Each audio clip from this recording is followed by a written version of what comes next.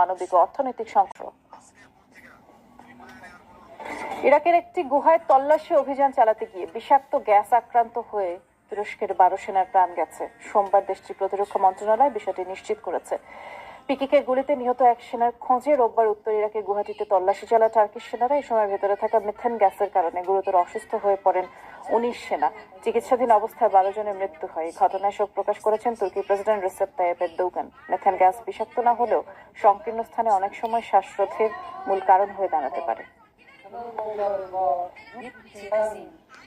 রাশিয়ার সদ্য পদচ্যুত পরিবহন মন্ত্রী রোমান স্তারোভয়েতকে মৃত অবস্থায় পাওয়া গেছে। তিনি আত্মহত্যা করেছেন বলে ধারণা তদন্তকারীদের। নিজ বাড়ির সামনে গাড়ির ভিতর থেকে উদ্ধার করা হয়েছে তার গুলিবিদ্ধ মরদেহ। পাশেই লাইসেন্সকৃত অস্ত্র মিলেছে।